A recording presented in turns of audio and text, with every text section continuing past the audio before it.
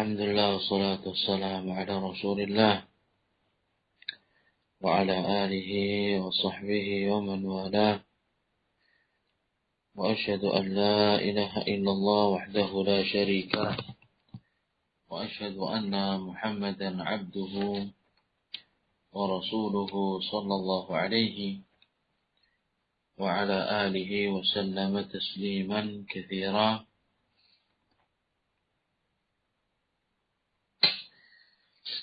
Pada kajian sebelumnya kita telah menjelaskan mengenai 3 alat syukur, yaitu berupa lisan, kemudian hati, dan anggota badan. Bentuk syukur dengan menggunakan hati, bagaimana ini ya ikhwah? Amalannya syukur dengan menggunakan hati, tafadhal. Mengakui di dalam kalbu bahwa segala nikmat itu datang dari Allah. Nah, sehingga kemudian dia tunduk, kemudian tenang kepadanya. Wa ma bikum min ni'matin fa min Allah. Tidak ada nikmat bagi kalian melainkan itu datangnya dari Allah Subhanahu wa ta'ala. Nah, kemudian yang lain, syukur dengan menggunakan lisan. Ini bagaimana? Nah, dengan berkata, dengan ucapan, dengan ucapan dengan tujuan memuji Allah. Nah, berucap, bercerita, dia berbicara. Alhamdulillah, aku telah diberikan karunia, berupa anak, berupa rumah, kemudian kendaraan dan lain-lain. Tentu ini tanpa adanya al-fakhru wal khuyala, tanpa adanya sombong, bangga diri, ataupun angkuh, meremehkan orang lain, merasa dirinya lebih. Nah, ini syukur dengan menggunakan lisan. Nah, kemudian yang terakhir, syukur dengan menggunakan al-jawarih, anggota badan kita. Nah, tafadhal, yang lain.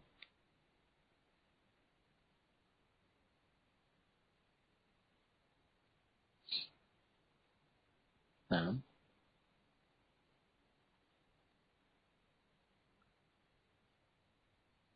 Tafadhal.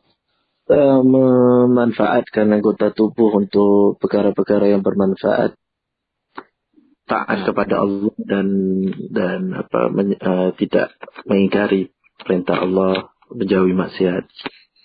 Nah, artinya dia bergunakan tubuhnya untuk ketaatan kepada sang pemberi nikmat, zat yang memberi nikmat tersebut, yaitu Allah Subhanahu wa ta'ala. Afala akuna abdan syakura. Nabi SAW bersabda, apakah aku tidak boleh menjadi hamba yang bersyukur? Nah, ini 3 alat daripada rukun asyukru. Nah,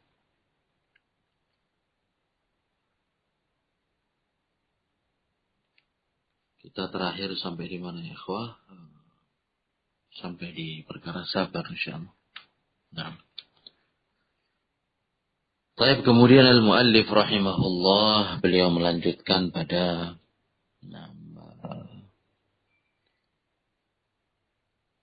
poin yang terakhir.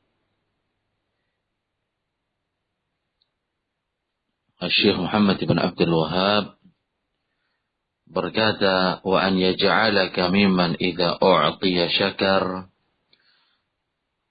Mohon kepada Allah Subhanahu wa ta'ala termasuk golongan orang yang bersyukur apabila diberi nikmat. Wa idza tuliya sabar, bersabar ketika ditimpa musibah, ujian, cobaan. Wa idza aznaba istaghfar. Dan ketika jatuh pada dosa, ketika dia berbuat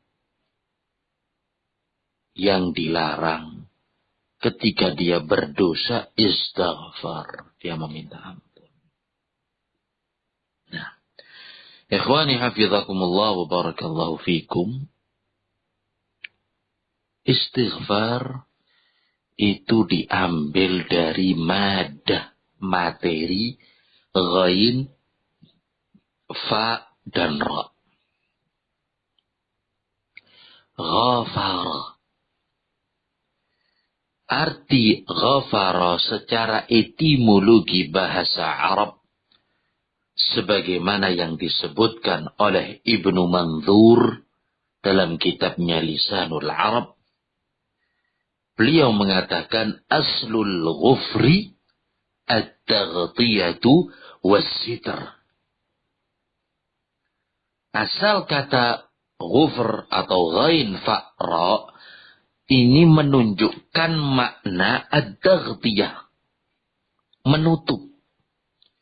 Was-sitr, menyembunyikan. Ini asal kata tersebut. Istighfar diambil daripada ghafara. Artinya menutup dan menyembunyikan. Ini disebutkan oleh Ibnu Manzur dalam kitabnya Lisanul Arab. Walaupun ikhwani afizakumullah, makna yang lebih mendekati kebenaran, istighfar ini menutup, menyembunyikan ma'al wiqayah. Sambil melindungi. Dia tutup, dia sembunyikan, dan dia jaga. Adanya al-wiqayah, adanya perlindungan. Berkata Al-Allamah Ibnul Qayyim rahimahullah dalam kitabnya Madarij As-Salikin. Jilid 1 halaman 308. Ketika beliau membahas mengenai alaqah, hubungan antara taubat dan istighfar. Ibnul Qayyim berkata, wa haqiqatuha, hakikat taubat, wiqayatu syarri dzam, yaitu perlindungan, penjagaan dari jeleknya kemaksiatan. Perlindungan, penjagaan dari jeleknya dosa. Artinya nggak cuma sekedar menutup dan menyembunyikan saja. Adanya penjagaan, perlindungan. Dari sini pula keluar bahasa Arab yang memiliki lafaz al-mighfar. Mighfar. Sama-sama diambil dari kata-kata ghain fa'ra. Artinya al-mighfar ini topi besi. Helm yang terbuat dari besi. Disebut mighfar, kenapa? Karena mengamankan kepala dari berbagai macam gangguan ketika berperang.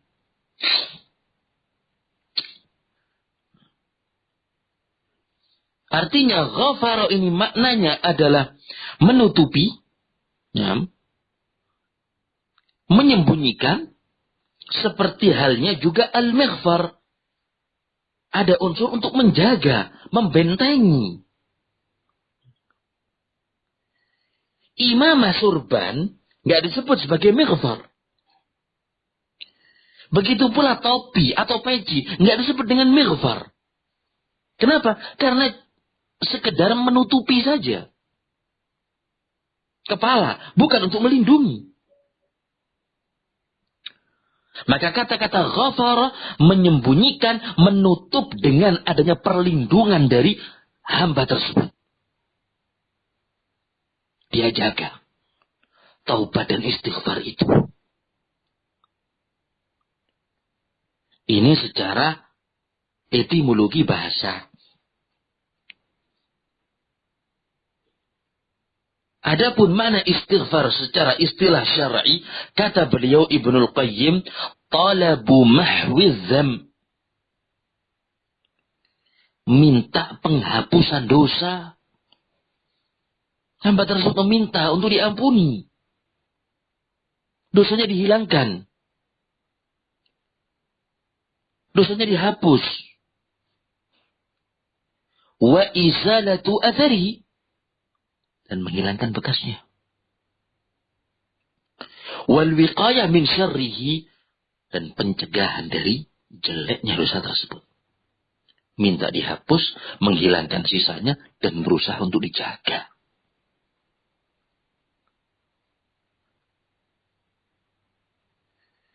Maka oleh sebab itu, ikhwani hafizakumullah, di antara syarat taubat adalah an-nadmu ala ma salaf, menyesali perbuatan yang dia lakukan dari kemaksiatan tersebut. Wal iqla anhu fil hal, dia copot, dia lepas, dia tinggalkan perbuatan itu seketika. Wal azmu ala adamil auda fil mustaqbal, kemauan kuat untuk enggak kembali kepada perbuatan tersebut di kemudian hari. Maka dengan 3 syarat ini, ikhwani hafizakumullah, kata para ulama, yarji ilal ubudiyah, manusia akan kembali kepada penghambaannya. Menyesal, melepas, dan kemauan kuat supaya tidak kembali.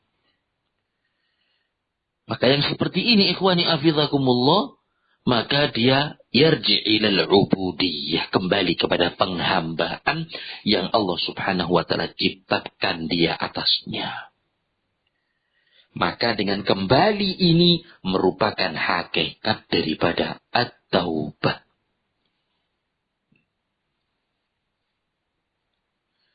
Oleh sebab itu, di sana ada ucapan sahabat Abdullah ibn Abbas radhiyallahu ta'ala anhuma wa ardhahuma, yang diriwayatkan oleh Imamul Baihaqi. Begitu pula diriwayatkan oleh Ibnu Abi Hatim. Kata Ibnu Abbas, la kabirah ma'al istighfar, wala saghirah ma'al israr. La kabirah ma'al istighfar. Tidak ada dosa besar yang disertai dengan istighfar. Nah, maksudnya apa? La kabirah ma'at taubah. Enggak ada istilahnya dosa besar ketika seorang hamba sudah bertaubat.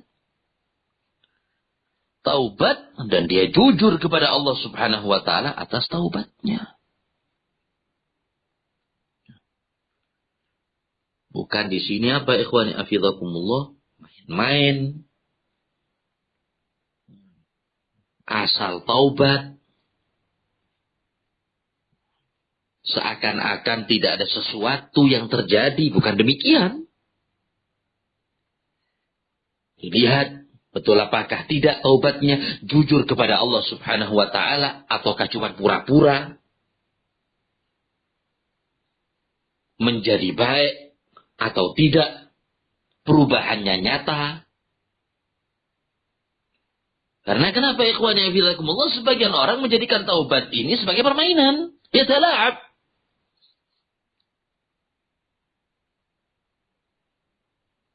Dia anggap taubat begitu kemudian selesai. Kembali seperti semula. Kecuali kalau dia memang betul-betul taubatan nasuha.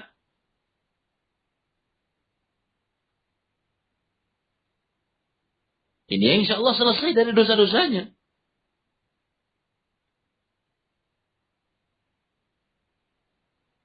Maka kata Ibnu Abbas, la kabira ma'al istighfar. Tidak ada dosa besar dengan adanya istighfar. Maksudnya tidak ada dosa besar dengan adanya taubat. Tapi taubat yang jujur kepada Allah subhanahu wa ta'ala. Tidak bermain-main. Dan dilihat setelah itu taubatnya. Tidak kemudian dipercaya begitu saja. Terlebih lagi dalam urusan dakwah. Nanti dulu. Dilihat bagaimana perkembangan orang ini.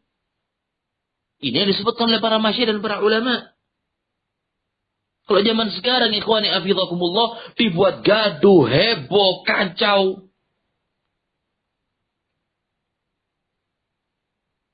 Kemudian kehormatan orang dijatuhkan. Aibnya umat manusia dibongkar. Terlebih lagi para pembawa ilmu. Dihukumi. Sehingga terjadi kegaduhan, kekacauan. Kemudian taubat. Dan gak nampak taubatnya.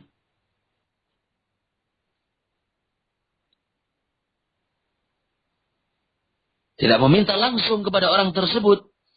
Baik melalui telepon atau melalui SMS. Maka taubat ikhwani afidhakumullah harus adanya sidq ma'allah. Jujur kepada Allah subhanahu wa ta'ala dalam taubatnya. Bukan permainan. Bukan politik. Bukan makar.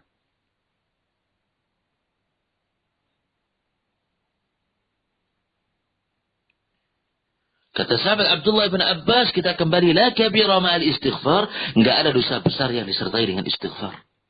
Wala saghirah ma'al israr. Nah, tidak dianggap dosa kecil kalau pelakunya terus-menerus melakukan hal tersebut. Nah, dosa kecil tapi terus-terusan dilakukan. Gak mau kembali. Gak mau berhenti.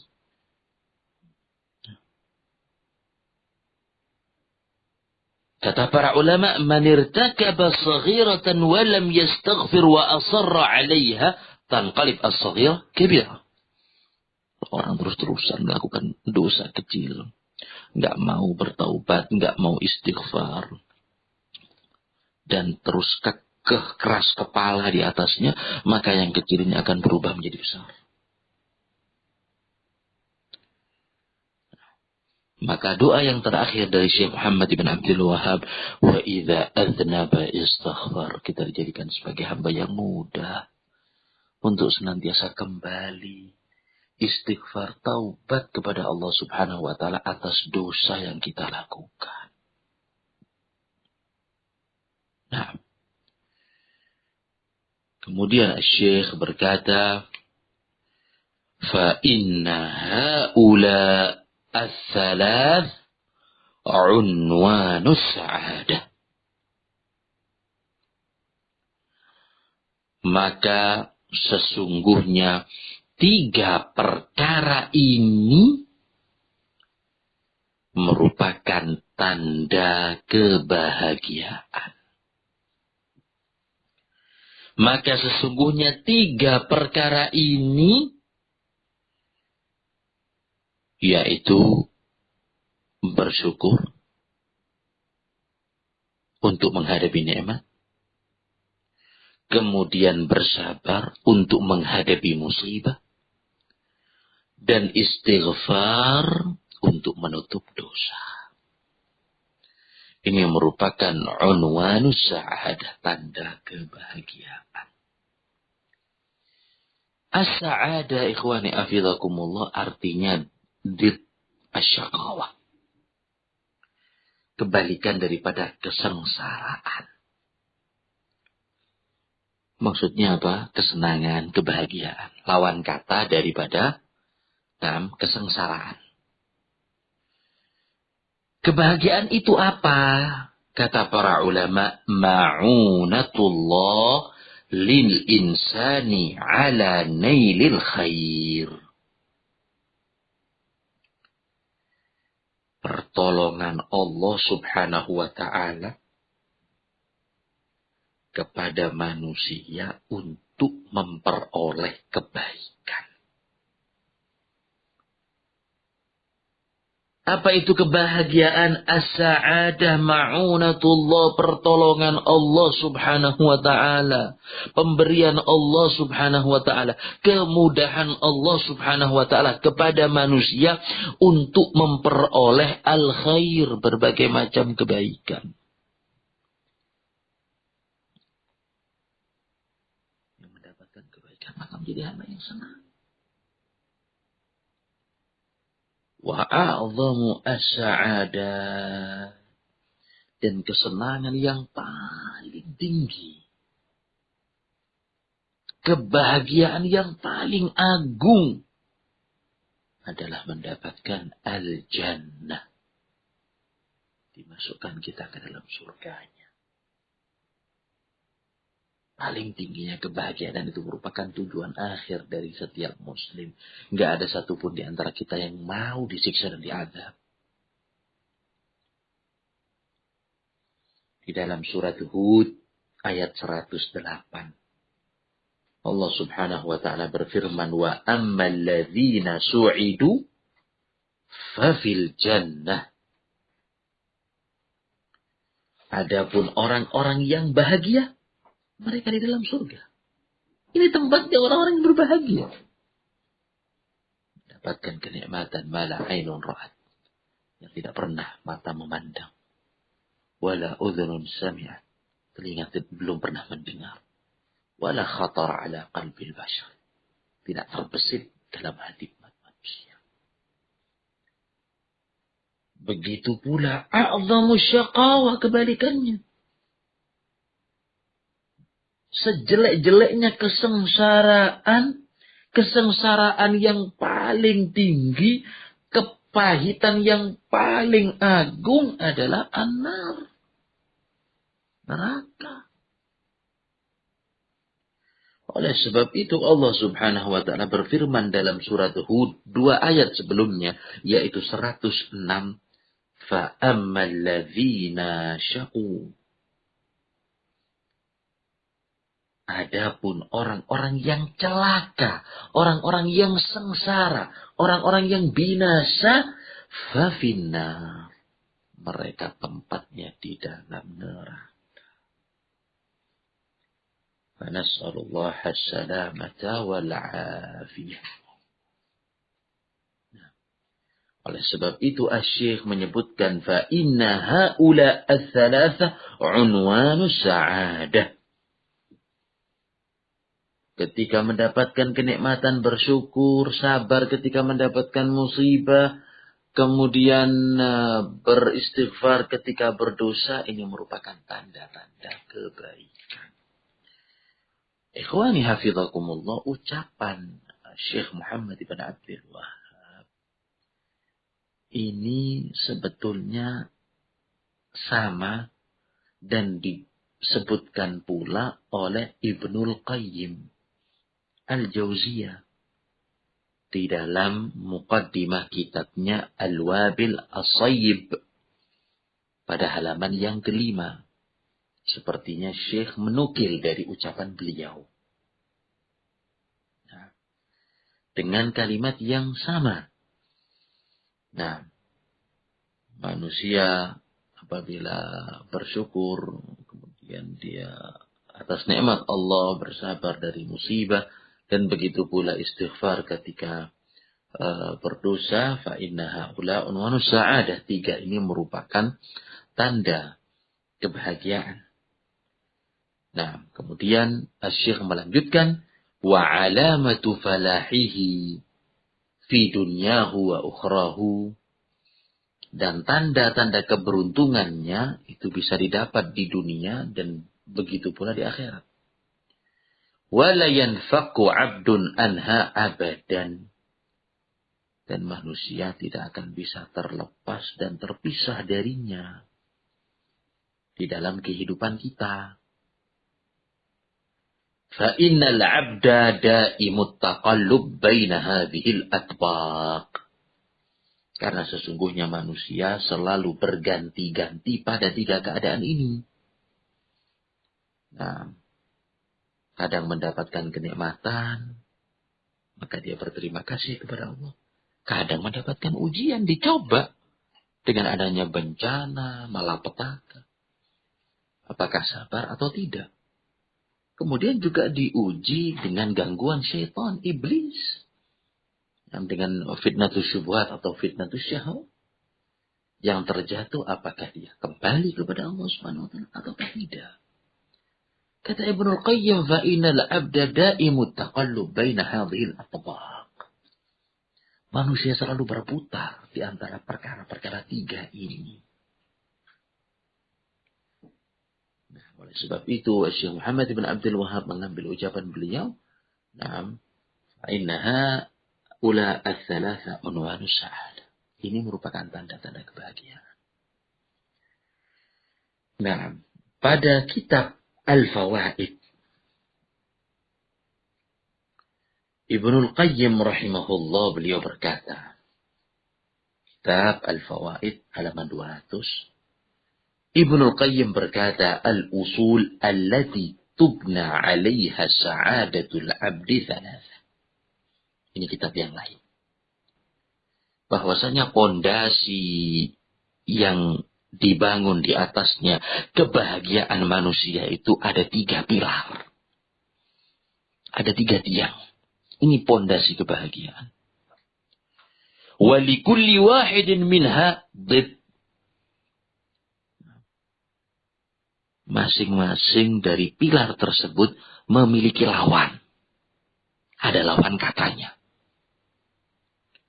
Faman faqada dhalikal asla hasala ala dhiddihi. Kalau pondasi satu hilang, maka dia akan mendapatkan lawannya. Ketika pilar ini tidak ada, maka dia akan memperoleh lawan daripada pilar tersebut. Yang pertama kata beliau, at-tauhid. Tanda kebaikan. Pondasi pertama tauhid. Karena Allah Subhanahu wa taala tidak akan menerima selain daripada ahli tauhid. Laqadimna ila ma 'amilu min 'amalin faj'alnahu haba'an manthura. Dihadapkan di hadapan umat manusia, amalan-amalan yang mereka kerjakan di muka bumi kita jadikan seperti debu yang berterbangan. Berarti pondasi adalah tauhid. Allah Subhanahu wa taala akan terima walaupun sedikit. Wadidduhu asyirk. Kalau tauhid ini enggak ada, maka akan mendapatkan lawannya, yaitu syirik. Terjerumus kepada penyekutuan terhadap Allah Subhanahu wa taala. Kemudian yang kedua as-sunnah, dan kebalikannya adalah al-bid'ah. Sebab itu para ulama mereka mengatakan, masdada rajulun bid'atan illa nuzi'at. Tidaklah seseorang bertambah kebid'ahannya melainkan tercabut dari dirinya sunnah. Semakin dalam, maka semakin dalam. Maka pilar yang kedua sunnah. Kebalikannya adalah bid'ah. Kemudian pilar yang ketiga at-ta'ah wa didduhal ma'siyah. Ketaatan dan lawan katanya adalah kemaksiatan. Ini faedah di dalam kitab yang lain, yaitu Kitabul Fawaid, ketika Ibnul Qayyim menyebutkan tanda-tanda kebahagiaan. Yaitu tauhid, wahwa ahlu tauhid. Yang kedua as-sunnah, wahwa ahlu sunnah. Yang ketiga adalah at-ta'ah, wahwa min ahli ta'ah. Nah.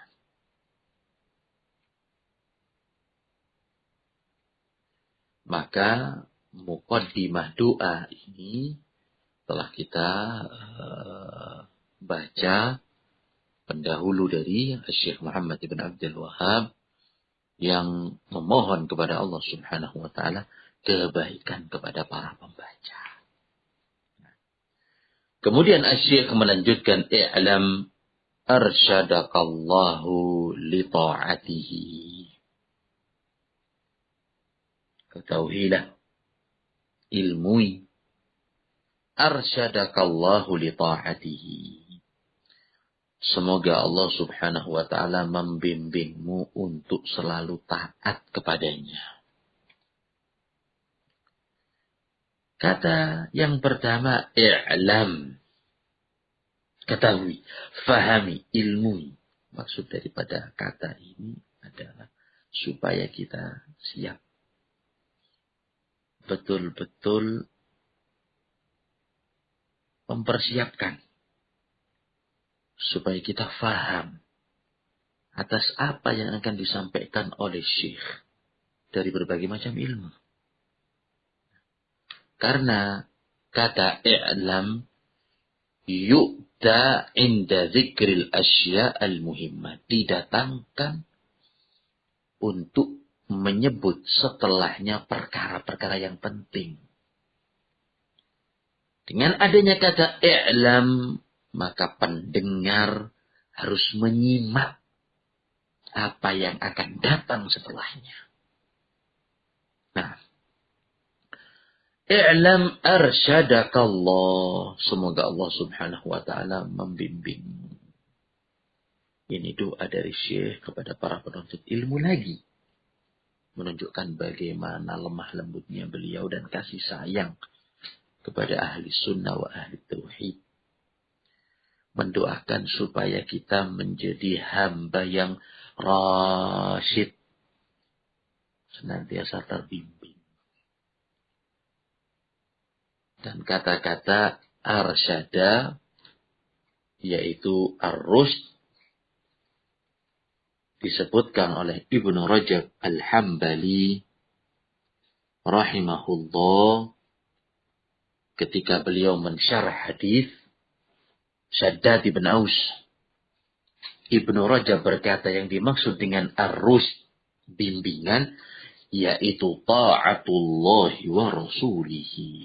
Kita senantiasa tunduk kepada Allah subhanahu wa ta'ala dan taat kepada Rasulnya. Arsyadakallah, semoga Allah subhanahu wa ta'ala membimbingmu. Maksudnya membimbing kita supaya senantiasa tunduk kepada Allah subhanahu wa ta'ala. Dan membimbing kita supaya taat kepada Rasulnya.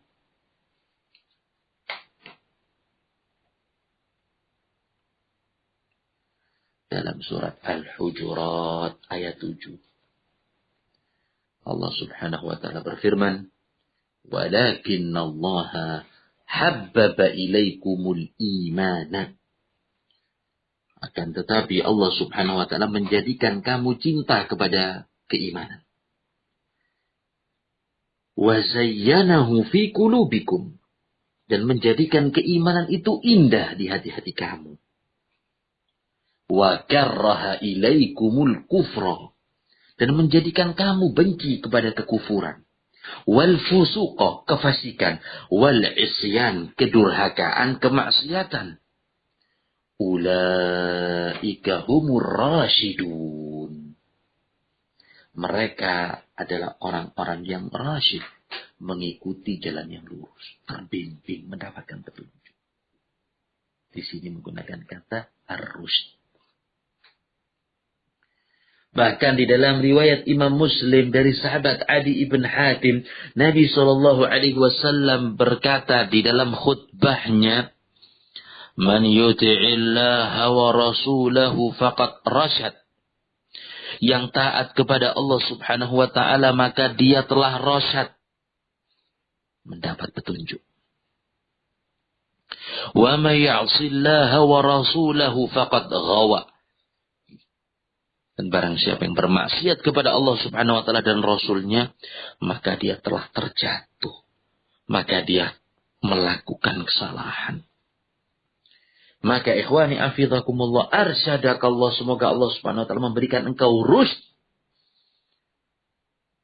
Kebalikan daripada al-ghay.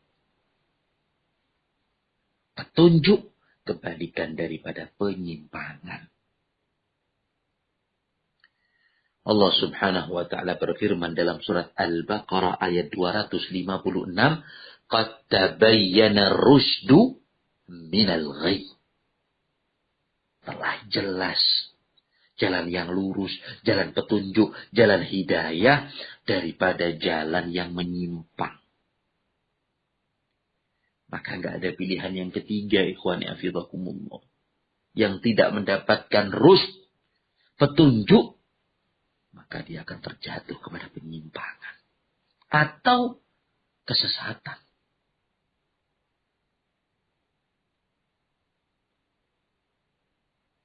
Sebagaimana firman Allah subhanahu wa ta'ala dalam surat An-Najm, "Ma dhalla sahibukum wa ma ghawa." teman kalian ini tidak sesat dan tidak pula keliru. Oleh sebab itu para ulama mereka membedakan antara al-ghay dan ad-dhal. Padahal secara arti mungkin kurang lebih sama. Tapi di dalam bahasa Arab, jelas masing-masing makna memiliki definisi tersendiri. Al-ghay artinya menyimpang. Wad-dhal artinya sesat. Apa perbedaannya ya akhi? Al-ghay menyimpang, ma ta'ammada khilafal haq. Orang yang menyelisih kebenaran dengan sengaja. Dia tahu ini hak, tapi tidak diambil. Ini namanya ghay. Menyimpang. Dia tahu ini benar, yang diambil kebatilan. Dan dia sadar.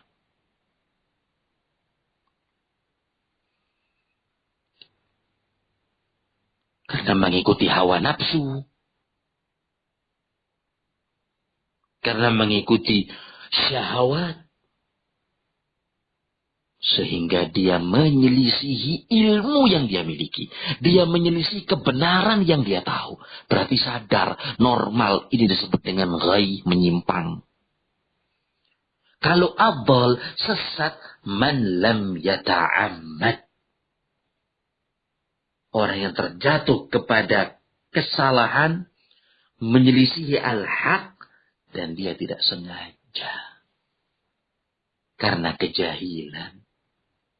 Maka sehingga dia disebut dengan dhal sebagaimana kaum Nasara. Ini perbedaan antara al-ghay menyimpang dengan ad-dhal sesat yang disebutkan oleh Ibnu Rajab al-Hambali ketika menjelaskan hadis syaddahat.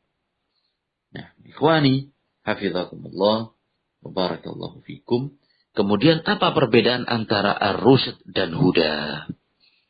Padahal kita tadi juga menyebutkan di antara beberapa definisinya kurang lebih sama. Ar-rusyd petunjuk, huda pun juga petunjuk. Ya. Ar-rusyd kepada jalan yang lurus, petunjuk hidayah pun juga sama dengan itu maknanya. Kata para ulama, ikhwani hafizakumullah, ar-rusyd dan hidayah apabila dipisah, maka satu mengandung makna yang lain.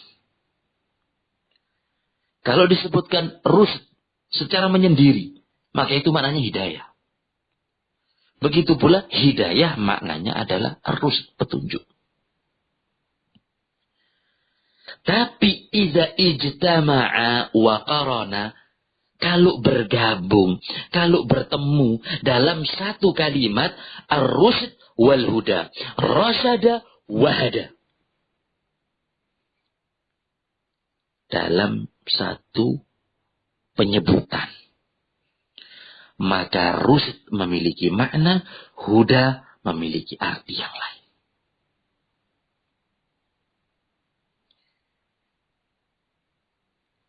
Kalau dalam penyebutan satu kalimat, maka huda, hidayah adalah al-ilmu bil haq. Mengetahui al-haq. Warusyd, rusyd adalah al-amal bihi. Beramal dengan kebenaran tersebut. Dia tahu dan dia amalkan. Maka hamba ini rasyid dan hamba ini muhtadi, mendapatkan hidayah.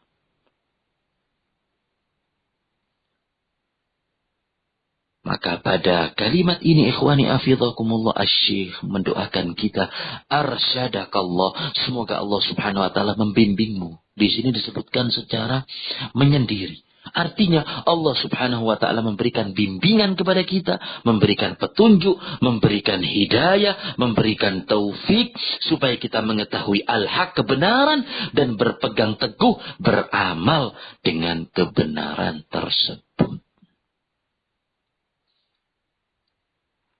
Tersisa kata selanjutnya, arsyadakallah li ta'atihi. Apa arti taat dan apa bedanya taat dengan ibadah. Wallahu ta'ala, insyaallah kita akan jelaskan pada kesempatan yang akan datang. Wassallallahu ala nabiyina Muhammad wa ala alihi wa sahbihi wasallam. Alhamdulillah, jazakallah khair Ustaz. Ya, wa'iyyakum, hafizakumullah. Baik, ana tutup dulu Ustaz. Baik, insyaallah. Subhanakallahumma wa bihamdika asyhadu an la ilaha illa anta astaghfiruka wa atubu ilaik. Assalamualaikum warahmatullahi wabarakatuh. Waalaikumsalam warahmatullahi wabarakatuh.